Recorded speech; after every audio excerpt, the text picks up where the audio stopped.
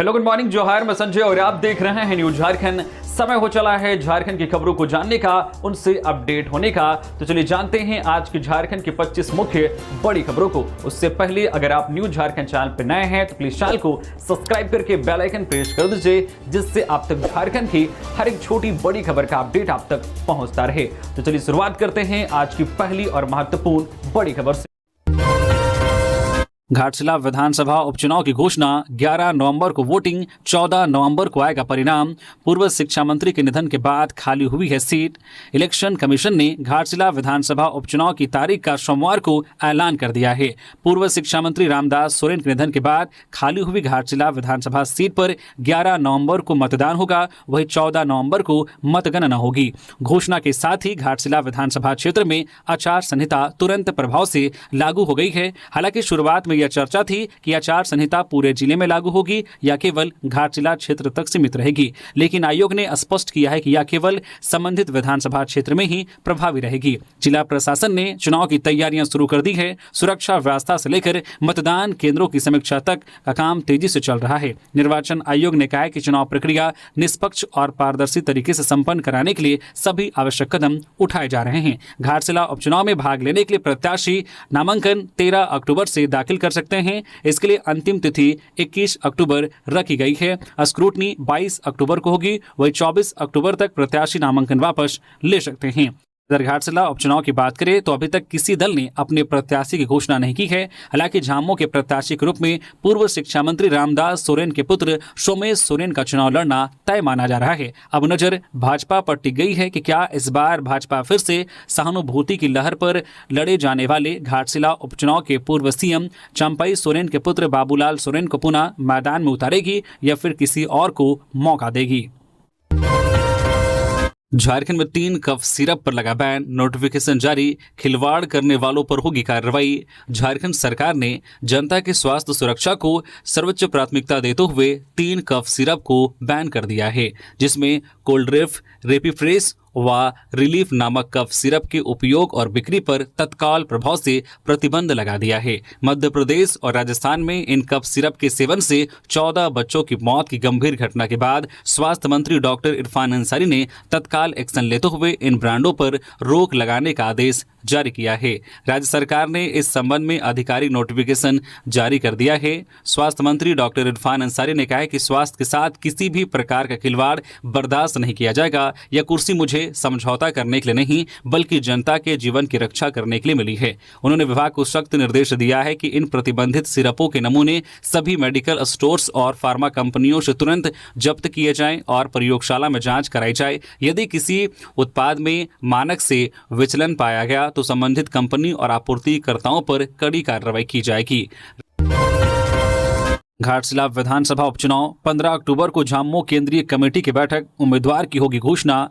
निर्वाचन आयोग ने घाटशिला उपचुनाव की घोषणा कर दी है। इस घोषणा के साथ ही राजनीतिक दलों की गतिविधि भी बढ़ने वाली है। झामुमो ने 15 अक्टूबर को केंद्रीय समिति की हरमो स्थित सोहराय भवन में दिन के 11 बजे बैठक बुलाई है। इस बैठक में सांगठनिक स्थिति, बिहार विधानसभा चुनाव और घाटशिला उपचुनाव, सदस्यता अभियान और अन्य राजनीतिक विषयों पर चर्चा होगी। 15 अक्टूबर को ही उम्मीदवार की घोषणा कर दी जाएगी। स्वर्गीय रामदास सोरेन के पुत्र सोमेश सोरेन को आधिकारिक रूप से उम्मीदवार बना दिया जाएगा। मालूम हो कि घाटशिला में 13 अक्टूबर से नामांकन पत्र दाखिल किया जाना है। 21 अक्टूबर तक नामांकन पत्र दाखिल करने की अंतिम तिथि है। झामुमो महासचिव विनोद कुमार पांडे ने कहा है कि पार्टी जीत के प्रति आश्वस्त है। घाटशिला की सीट हमारी थी और हमारी ही रहेगी। कुर्मियों की एसटी का दर्जा देने की मांग का आदिवासी समाज ने किया विरोध, कहा अपनी हकमारी किसी भी हालत में बर्दाश्त नहीं। लोहरदगा में कुर्मियों को आदिवासी सूची में शामिल करने की उनकी मांग को लेकर आदिवासी समाज ने जोरदार विरोध प्रदर्शन किया। बीएस कॉलेज मैदान से शहरी क्षेत्र में आदिवासी समुदाय के लोगों ने जन आक्रोश मार्च निकाला, जिसमें कई प्रमुख नेता शामिल हुए। इस मार्च में निशा भगत, कांग्रेस नेता अभिनव सिद्धार्थ, आदिवासी नेता अरविंद उरांव और अंजू कुमारी समेत कई अन्य नेता नेता उपस्थित थे। आदिवासी संगठनों द्वारा निकाले गए इस आक्रोश मार्च में हजारों लोग सड़क पर उतरे और कुर्मी महतो की मांग के विरोध में नारेबाजी की। विरोध प्रदर्शन के दौरान आदिवासी समाज के लोग डुमरी से विधायक जयराम महतो, मांडू से विधायक तिवारी महतो और आजसू सुप्रीमो सुदेश महतो सहित कुर्मी नेताओं के खिलाफ विरोध जताते हुए नारेबाजी करते दिखे। विरोध स्वरूप आदिवासी समुदाय के लोगों ने राज्य सरकार को कुर्मी और महतो समुदाय को आदिवासी सूची में शामिल करने का विरोध करते हुए ज्ञापन भी सौंपा। उन्होंने कहा कि आदिवासी समाज किसी भी हालत में कुर्मी महतो को आदिवासी सूची में शामिल नहीं होने देगा। यह आंदोलन और तेज होगा। 40 लाख के ब्राउन शुगर के साथ 3 तस्कर गिरफ्तार। सरायकेला पुलिस की बड़ी कार्रवाई। 207.91 ग्राम ब्राउन शुगर जब्त। सरायकेला खारसमा पुलिस ने आदित्यपुर मुस्लिम बस्ती में बड़ी कार्रवाई करते हुए लगभग 40 लाख रुपए मूल्य के ब्राउन शुगर के साथ 3 तस्करों को गिरफ्तार किया है। यह जिले में ब्राउन शुगर के खिलाफ पुलिस की अब तक की सबसे बड़ी कार्रवाई मानी जा रही है। एसपी मुकेश कुमार लुनायत ने सोमवार को बताया कि गुप्त सूचना के आधार पर एसडीपीओ के नेतृत्व में एक टीम का गठन किया गया था। इस टीम ने कार्रवाई करते हुए तीनों तस्करों को पकड़ा और उन्हें न्यायिक हिरासत में भेज दिया। इनके पास से 207.91 ग्राम ब्राउन शुगर जब्त किया गया। गिरफ्तार किए गए तस्करों की पहचान कुख्यात शहबाज खान, मोहम्मद समोर उर्फ मोहम्मद आमान उर्फ रफीकुल इस्लाम के रूप में हुई है। पुलिस ने उनके पास से मोबाइल फोन भी बरामद किया है। एसपी ने बताया कि यह कार्रवाई मादक पदार्थों के खिलाफ चलाए जा रहे विशेष अभियान का हिस्सा है। उन्होंने स्पष्ट किया है कि क्षेत्र में ब्राउन शुगर की खरीद बिक्री किसी भी कीमत पर बर्दाश्त नहीं की जाएगी। हजारीबाग पुलिस ने कुख्यात अपराधी दानिश इकबाल को किया गिरफ्तार। उत्तम यादव गिरोह का है सदस्य, कई हत्याओं में था शामिल। हजारीबाग पुलिस को एक बड़ी सफलता मिली है। गुप्त सूचना के आधार पर लो सिंघना थाना प्रभारी के नेतृत्व में सशस्त्र बल की टीम ने संयुक्त कार्रवाई करते हुए कुख्यात अपराधी मोहम्मद दानिश इकबाल को गिरफ्तार कर लिया। दानिश बिहार के गया जिले के शेरघाटी थाना क्षेत्र के रमना मोहल्ला का निवासी है। गिरफ्तार दानिश इकबाल झारखंड और बिहार के कई जिलों में सक्रिय कुख्यात उत्तम यादव गिरोह का सदस्य है। यह गिरोह हत्या, लूट, फिरौती, अपहरण और गोलीकांड जैसी गंभीर घटनाओं में लिप्त रहा है। गिरोह के सरगना उत्तम यादव को कुछ दिन पहले ही हजारीबाग पुलिस ने चतरा जिले में एक मुठभेड़ में मार गिराया था। पुलिस को इस गिरोह के अन्य सदस्यों की लंबे समय से तलाश थी। पुलिस के अनुसार दानिश इकबाल हजारीबाग के उदय साव हत्याकांड का मुख्य शूटर है। पुलिस कई महीनों से उसकी तलाश कर रही थी। गुप्त सूचना मिली कि वह नगवा हवाई अड्डे के पास किसी वारदात की योजना बनाने पहुंचा है। सूचना मिलते ही पुलिस टीम ने तत्परता दिखाते हुए इलाके की घेराबंदी कर उसे धर दबोचा। ई कल्याण छात्रवृत्ति भुगतान में देरी। 8 अक्टूबर को छात्र करेंगे महा आंदोलन। झारखंड के लाखों छात्रों में नाराजगी बढ़ती जा रही है क्योंकि ई कल्याण पोस्ट मैट्रिक छात्रवृत्ति का भुगतान अब तक नहीं हुआ है। यह छात्रवृत्ति राज्य सरकार की ओर से छात्रों को उच्च शिक्षा के लिए दी जाती है ताकि आर्थिक कठिनाइयों के बावजूद वे अपनी पढ़ाई जारी रख सके। शैक्षणिक सत्र 2024-25 के लिए आवेदन किए लगभग 1 वर्ष बीत चुका है, लेकिन अब तक कई छात्रों के खाते में राशि नहीं पहुंची है। इस मुद्दे को लेकर छात्रहित सर्वोपरि मंच के प्रतिनिधि राहुल कुमार राणा और आमिर हजमा ने कल्याण विभाग पहुंचकर आदिवासी कल्याण आयुक्त कुलदीप चौधरी से मुलाकात की।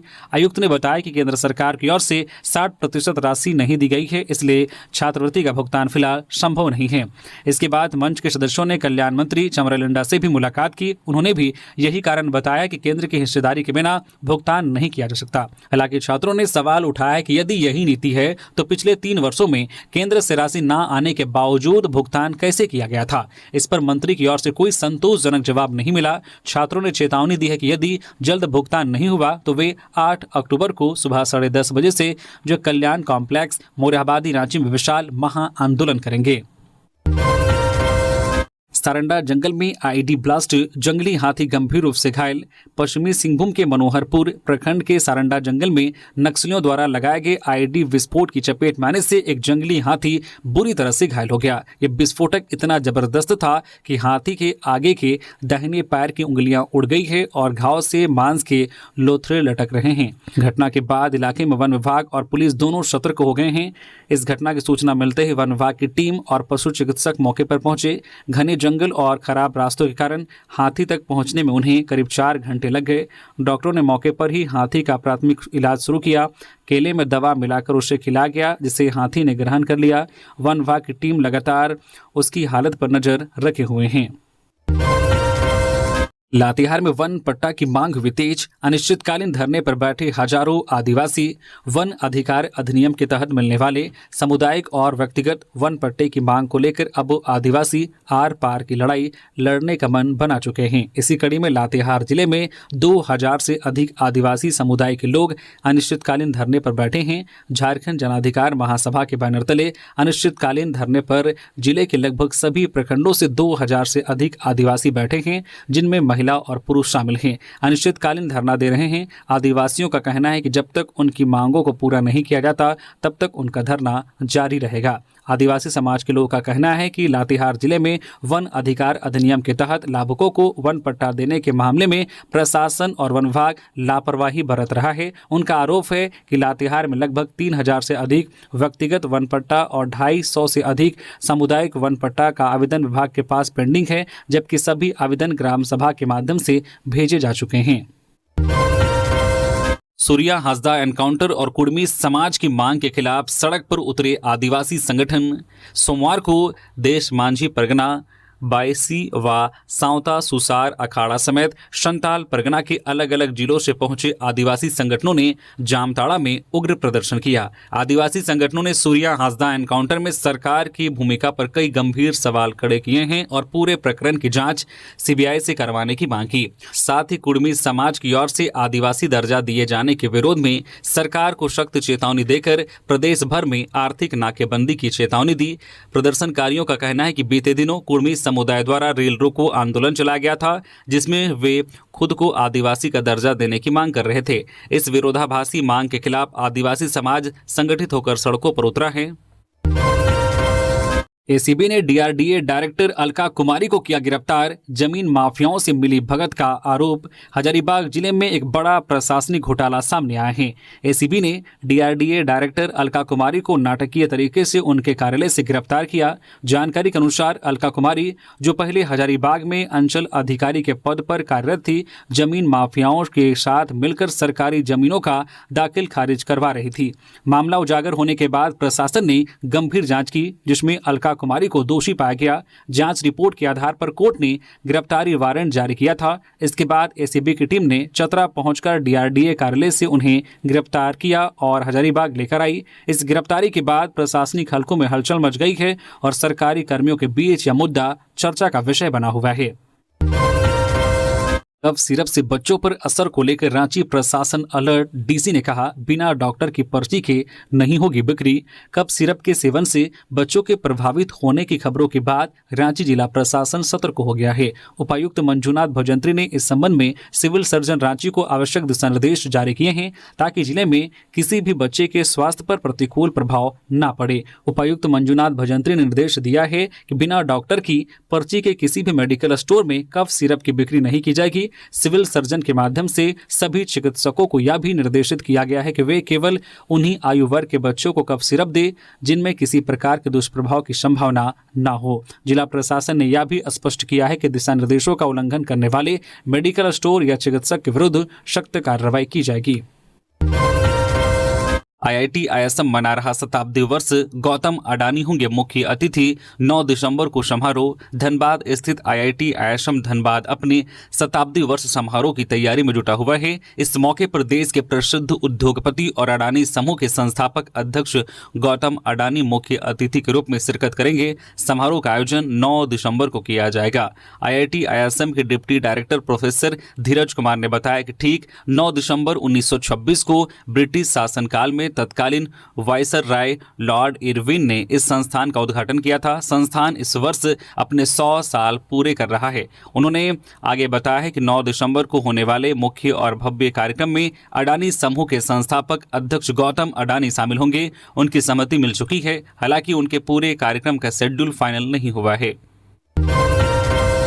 अब झारखंड के सरकारी स्कूलों के शिक्षकों को नहीं देनी होगी हिंदी टिप्पण परीक्षा। झारखंड सरकार ने राज्य के सरकारी स्कूलों में कार्यरत शिक्षकों को बड़ी राहत दी है। अब शिक्षकों को हिंदी टिप्पण और प्रारूप परीक्षा पास करने की जरूरत नहीं होगी। इस संबंध में कार्मिक प्रशासनिक सुधार तथा राज्य भाषा विभाग ने नया आदेश जारी किया है। विभाग के सचिव ओम प्रकाश शाह ने सोमवार को यह आदेश सभी उपायुक्तों, आयुक्तों के सचिवों और प्रमंडलीय उपनिदेशकों को भेजा है। आदेश के अनुसार हिंदी टिप्पण और प्रारूप परीक्षा परीक्षा सिर्फ उन्हीं सरकारी कर्मचारियों के लिए जरूरी है जिन्हें अपने काम में फाइलों पर टिप्पणी लिखनी होती है या रिपोर्ट तैयार करनी होती है। चूंकि शिक्षकों का कार्य शिक्षण से जुड़ा हुआ है और उन्हें रिपोर्ट या सरकारी प्रारूप तैयार करने की जरूरत नहीं पड़ती, इसलिए इन्हें इस परीक्षा से मुक्त रखा गया है। 8-10 माह से मनरेगा कर्मियों को नहीं मिला मानदेय। राज्य के करीब 5,000 मनरेगा कर्मी को पिछले 8 से 10 माह से मानदेय नहीं मिला है। दुर्गा पूजा और दशहरा जैसे पर्व भी उन्हें आर्थिक तंगी में गुजारने पड़े। अब दीपावली और छठ जैसे त्योहारों से पहले कर्मी लंबित मानदेय जारी होने का इंतजार कर रहे हैं। मानदेय नहीं मिलने से उन्हें आर्थिक परेशानी हो रही है और काम करना मुश्किल हो गया है। मनरेगा कर्मी लगातार सरकार से अपनी पीड़ा व्यक्त कर रहे हैं। मनरेगा कर्मियों ने बताया है कि अभी भुगतान के लिए नया सिस्टम तैयार हुआ है। इसके तहत केंद्र सरकार कर्मियों के भुगतान की राशि सीधे ट्रेजरी में ट्रांसफर करेगी, फिर ट्रेजरी के माध्यम से उनका भुगतान होगा। कर्मी अक्सर ट्रेजरी जाकर स्थिति का पता लगा रहे हैं, पर उन्हें भुगतान की राशि नहीं आने की बात बताई जा रही है। कर्मियों ने बताया है कि नामकुम प्रखंड क्षेत्र में तो 5 महीने से मानदेय नहीं मिला है। वहीं कांके, सिल्ली और मांझी सहित अन्य प्रखंडों में 8 माह से मानदेय का भुगतान नहीं हुआ है। वहीं राज्य के अन्य जिलों में करीब 10 माह से कर्मियों का मानदेय नहीं दिया गया है।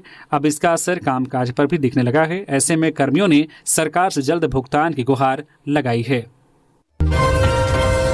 भाजपा ने रांची में आत्मनिर्भर भारत स्वदेशी अभियान के तहत प्रदेश स्तरीय कार्यशाला का किया आयोजन। भाजपा प्रदेश कार्यालय रांची में सोमवार को आत्मनिर्भर भारत स्वदेशी अभियान के तहत प्रदेश स्तरीय कार्यशाला का आयोजन किया गया। कार्यशाला का उद्देश्य घर घर स्वदेशी के संदेश के साथ विकसित भारत के संकल्प को साकार करना है। कार्यक्रम में भाजपा प्रदेश अध्यक्ष बाबूलाल मरांडी, कार्यकारी अध्यक्ष आदित्य साहू, पूर्व मुख्यमंत्री एवं भाजपा विधायक चंपई सोरेन, केंद्रीय रक्षा राज्य मंत्री संजय सेठ सहित बड़ी संख्या में कार्यकर्ता उपस्थित हुए। वक्ताओं ने कहा है कि स्वदेशी उत्पादों को अपनाना ही आत्मनिर्भर भारत की नींव है और जब हर घर स्वदेशी बनेगा तभी विकसित भारत का सपना पूरा होगा। कार्यशाला में पार्टी नेताओं ने प्रधानमंत्री नरेंद्र मोदी के आत्मनिर्भर भारत अभियान को जन जन तक पहुंचाने का संकल्प दोहराया। खूंटी के रनिया में जंगली हाथियों का आतंक, धान की फसल को किया बर्बाद। खूंटी जिले के रनिया प्रखंड क्षेत्र में जंगली हाथियों का आतंक बढ़ता ही जा रहा है। रविवार और सोमवार की मध्य रात्रि करीब 2 बजे 17 हाथियों के झुंड ने कुलाहंडे गांव में जमकर उत्पात मचाया है।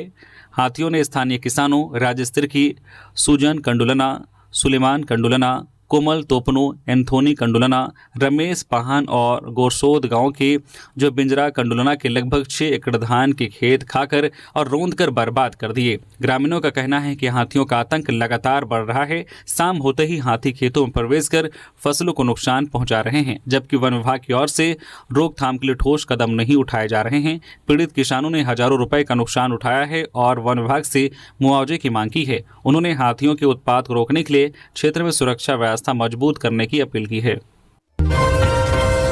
पलामू के नीलांबर पीतांबर विश्वविद्यालय 72 को गोल्ड मेडल, 1038 को उपाधि। दीक्षांत समारोह में अव्यवस्था पर छात्र संगठनों का विरोध, नेता हिरासत में। नीलांबर पीतांबर विश्वविद्यालय के तीसरे दीक्षांत समारोह में सोमवार को राज्यपाल सह कुलाधिपति संतोष कुमार गंगवार ने 72 गोल्ड मेडलिस्ट को स्वर्ण पदक और कुल 1038 विद्यार्थियों को उपाधि प्रदान की। राज्यपाल ने छात्रों को कॉलेज और विश्वविद्यालय का ब्रांड एम्बेसडर बताया। उन्होंने उच्च शिक्षा में राज्य की खराब स्थिति पर चिंता व्यक्त करते हुए इस पर विचार करने की आवश्यकता पर जोर दिया। राज्यपाल ने शिक्षा के साथ साथ चरित्र निर्माण, नैतिकता और अनुशासन को भी महत्वपूर्ण बताया। कुलाधिपति ने अपने 16 वर्ष के कार्यकाल में केवल 3 दीक्षांत समारोह होने पर नाराजगी जताई। उन्होंने सभी विश्वविद्यालयों को नियमित कक्षाओं का संचालन करते हुए समय पर परीक्षा और डिग्री प्रदान करने का निर्देश दिया। एनपीयू को भी अपना एकेडमिक कैलेंडर दुरुस्त करने को कहा गया। इसी दौरान इधर दीक्षांत समारोह में कथित अव्यवस्था को लेकर छात्र संगठनों ने विरोध प्रदर्शन किया और कार्यक्रम का बहिष्कार किया। विरोध प्रदर्शन के दौरान YJKSF और आजसू के आधा दर्जन छात्र नेताओं को पुलिस ने हिरासत में लिया। सारंडा पर सुप्रीम कोर्ट की सुनवाई के बाद लौटेंगे मुख्यमंत्री व मुख्य सचिव। सारंडा सघन वन क्षेत्र को वाइल्ड लाइफ सेंचुरी घोषित करने को लेकर सुप्रीम कोर्ट में होने वाली सुनवाई को राज्य सरकार ने काफी गंभीरता से ले रही है। 8 अक्टूबर को सुप्रीम कोर्ट में होने वाली इस सुनवाई को लेकर मुख्यमंत्री हेमंत सोरेन और मुख्य सचिव अविनाश कुमार दिल्ली में हैं। वहां वे बड़े अधिवक्ताओं से लीगल एडवाइस ले रहे हैं। सरकार की गंभीरता इसी बात से स्पष्ट होती है कि मुख्यमंत्री 8 अक्टूबर को सुनवाई के बाद दिल्ली से रांची लौटेंगे। मालूम हो कि मुख्यमंत्री और मुख्य सचिव 5 अक्टूबर की शाम दिल्ली गए हैं। मालूम हो कि पिछली सुनवाई में सुप्रीम कोर्ट ने 8 अक्टूबर तक सारंडा को वाइल्ड लाइफ सेंचुरी घोषित नहीं किए जाने पर मुख्य सचिव को जेल भेजने की चेतावनी दी थी। साथ ही 8 अक्टूबर की सुनवाई के दौरान मुख्य सचिव को अदालत में सशरीर उपस्थित रहने का आदेश दिया था। बीएसएफ जवान की डेंगू से मौत, ऑपरेशन सिंदूर में थे शामिल। हजारीबाग जिला में चौपारण प्रखंड के झापा पंचायत अंतर्गत कोल्हुआ गांव का माहौल सोमवार को शोक और गर्व से भर गया जब गांव का वीर सपूत बीएसएफ जवान अमित सिंह तिरंगे में लिपटकर अपने घर लौटा। जैसे ही उनके पार्थिव शरीर को गांव लाया गया, पूरा इलाका भारत माता की जय और अमित सिंह अमर रहे के नारों से गूंज उठा। अमित सिंह उन वीर जवानों में थे जो ऑपरेशन सिंदूर के दौरान सीमा पर डटे रहे और देश की सुरक्षा में अहम भूमिका निभाई। बताया जाता है कि जब उनके पिता का श्राद्ध क्रम चल रहा था, उसी समय सीमा पर बढ़ते तनाव के बीच उन्होंने घर लौटने के बजाय ड्यूटी पर बने रहना चुना। उन्होंने दिखाया है कि देशभक्ति केवल शब्द नहीं बल्कि कर्म है। सोमवार को जवान का पार्थिव शरीर जैसे ही गांव लाया गया, हजारों की संख्या में लोग अंतिम दर्शन के लिए उमड़ पड़े। भारत माता की जय के नारों से पूरा इलाका गूंज उठा। चौपारण के चतरा मोड़ पर एसडीपीओ अजीत कुमार विमल और थाना प्रभारी सरोज सिंह चौधरी ने सलामी देकर श्रद्धांजलि अर्पित की। सुदेश महतो पहुंचे कोटशिला, कहा रेल टेका आंदोलन से जुड़े पीड़ितों के मुकदमों का पूरा खर्च उठाएंगे। आजसू पार्टी के केंद्रीय अध्यक्ष एवं पूर्व उप मुख्यमंत्री सुदेश महतो को बंगाल पुलिस ने दूसरी बार पुरुलिया जिले में प्रवेश से रोकने का प्रयास किया, लेकिन इस बार महतो अपने सांसद चंद्र प्रकाश चौधरी के साथ रेल टेका आंदोलन से जुड़े पीड़ित परिवारों से मिलने कोटशिला स्थित उनके गाँव तक पहुँचने में सफल हो गए। सुदेश महतो की बंगाल यात्रा का उद्देश्य उन परिवारों से मुलाकात करना था जिनके सदस्य 20 सितंबर को पुरुलिया जिले के कोटशिला में रेल टेका आंदोलन के दौरान गिरफ्तार किए गए थे। इस आंदोलन में 49 पुरुष और 2 महिलाएं गिरफ्तार हुई थी। परिवारों ने बताया कि घटना के दौरान महिलाओं पर भी लाठीचार्ज और अत्याचार हुआ था। कोटशिला के जीवदारू गांव में पीड़ित परिवारों से मिलकर महतो ने कहा है कि उनकी न्यायिक लड़ाई का पूरा खर्च आजसू पार्टी उठाएगी। उन्होंने भरोसा दिलाया है कि पार्टी हर स्तर पर उनके साथ खड़ी है। सफाई के बहाने जेवर चुराने वाले गिरोह का खुलासा, बस स्टैंड से 4 सदस्य गिरफ्तार। नशीला पदार्थ सुंघाकर महिला को करते थे बेहोश। पलामू के शहर थाना क्षेत्र में सोना चांदी सफाई के बहाने चोरी करने वाले एक गिरोह का भांडाफोड़ हुआ है। शहर थाना क्षेत्र ने गिरोह के 4 सदस्यों को बस स्टैंड से गिरफ्तार किया है। पुलिस ने वाहन चेकिंग के दौरान बिना नंबर प्लेट वाली 2 मोटरसाइकिलों पर सवार 4 संदिग्धों को पकड़ा। उन्हें थाना लाकर पूछताछ की गई। गिरफ्तार अभियुक्तों की पहचान शंभू कुमार साहब 43 वर्षीय, शशि भूषण 27 वर्षीय, सुमित सोनी 27 वर्षीय और टिंकू कुमार सोनी 25 वर्षीय के रूप में हुई है। ये सभी सीतामढ़ी बिहार के रामनगरा गम्हरिया के निवासी हैं। पूछताछ में आरोपियों ने कई चोरी की घटनाओं को स्वीकार किया है। पुलिस ने आरोपियों के पास से बिना नंबर प्लेट वाली 2 मोटरसाइकिलें, एक इलेक्ट्रॉनिक वेट मशीन, गहने बनाने वाले 49 डाइस, एक छोटा गैस सिलेंडर, 3 मोबाइल फोन और सोना चांदी साफ करने के औजारों से भरे 4 नीले रंग के बैग बरामद किया गया है। रांची में क्रेडिट लिमिट बढ़ाने का झांसा देकर दुकानदार से 90,000 की ठगी, केस दर्ज। रांची के रातू रोड धोबी मोहल्ला निवासी आकाश रजक को साइबर अपराधियों ने क्रेडिट लिमिट बढ़ाने का झांसा देकर उनसे 90,000 रुपए की ठगी कर ली गई। आकाश ने साइबर क्राइम थाना में प्राथमिकी दर्ज कराई है। आकाश ने पुलिस को बताया है कि उन्हें एक व्यक्ति ने फोन किया। फोनकर्ता ने खुद को निजी बैंक का अधिकारी बताया, कहा कि उनका सिविल स्कोर अच्छा है, क्रेडिट लिमिट बढ़ सकते हैं। वह उनके झांसे में आ गए और फोनकर्ता ने उन्हें व्हाट्सएप पर एक लिंक भेजा और उसे ओपन करने को कहा। ओपन करने के बाद उनके 2 खातों से 90,000 रुपए की अवैध निकासी कर ली गई। इसके बाद वह साइबर क्राइम थाना पहुंचे और मामला दर्ज कराया। पुलिस मामले की जांच में जुट गई है। दुमका के जरमुंडी में मछली पकड़ने गए 3 लड़के तालाब में डूबे, ग्रामीणों ने बचाया। दुमका जिले के जरमुंडी थाना क्षेत्र के दुधानी गांव में मछली मारने गए 3 लड़के तालाब में डूब गए।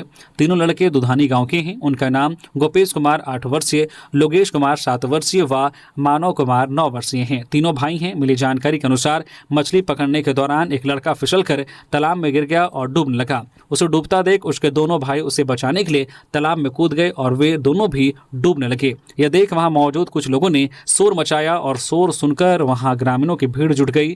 लोगों ने आनन फानन में तालाब में कूदकर तीनों लड़कों को बाहर निकाला। ग्रामीणों की मदद से तीनों को जरमुंडी CHC ले जाया गया। डॉक्टरों ने प्राथमिक उपचार के बाद गोपेश कुमार की गंभीर स्थिति को देखते हुए उसे फूलोझानो मेडिकल कॉलेज अस्पताल दुमका रेफर किया गया। वहीं 2 अन्य भाइयों को इलाज के बाद घर भेज दिया गया।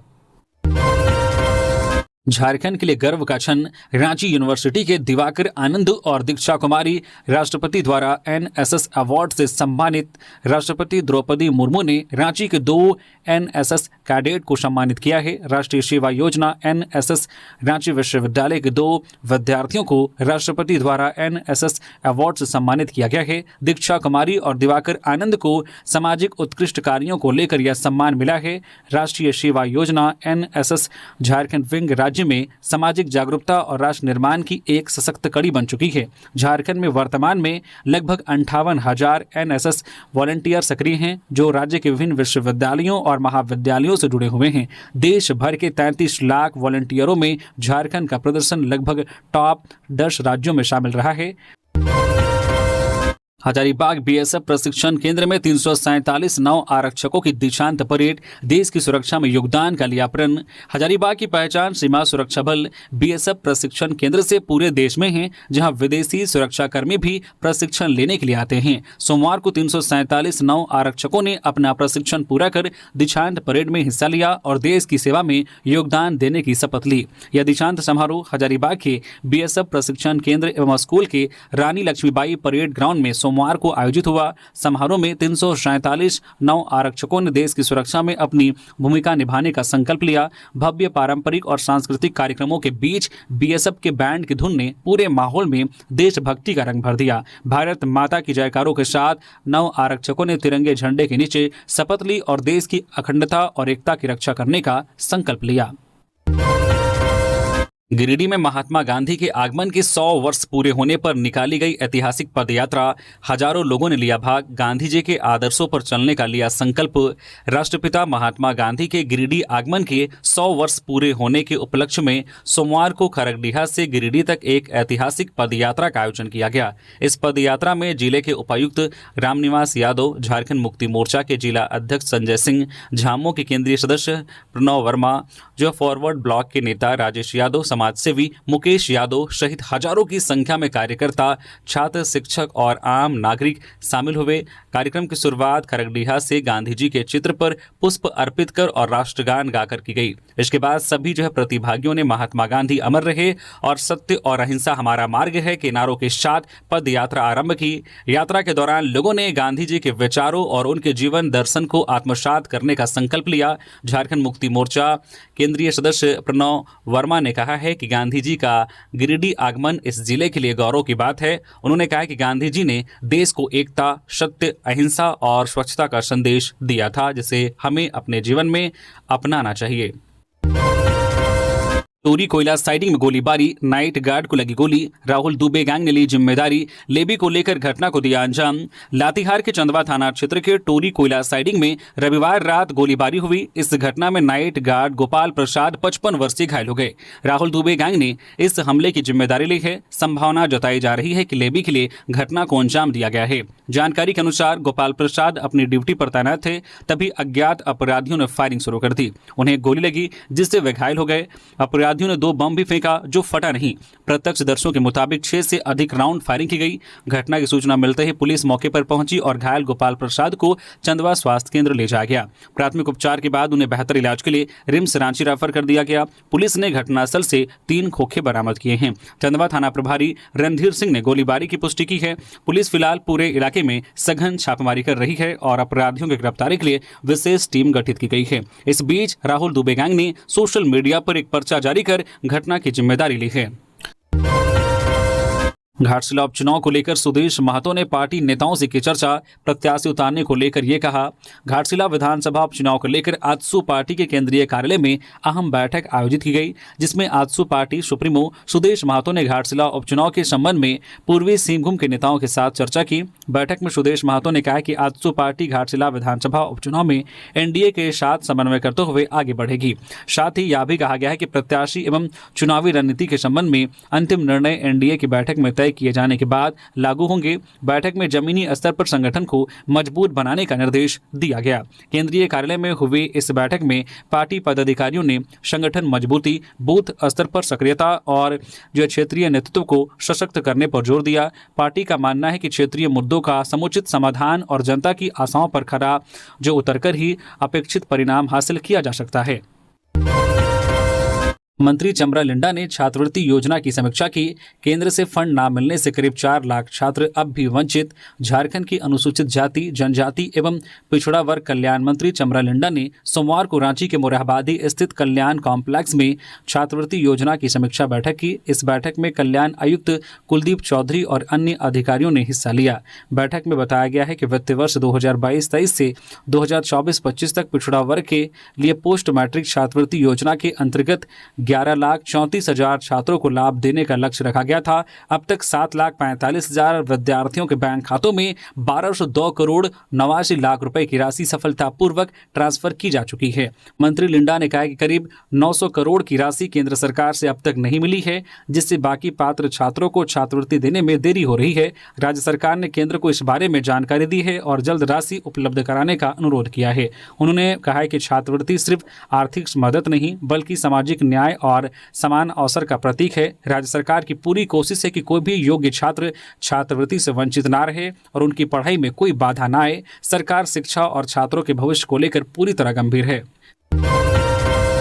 पलामू में बेटे की हत्या करने वाला पिता गिरफ्तार। पत्नी से अनबन पर कुल्हाड़ी से बेटे का गला काटा, करमाई घाटी के जंगल से पकड़ा गया।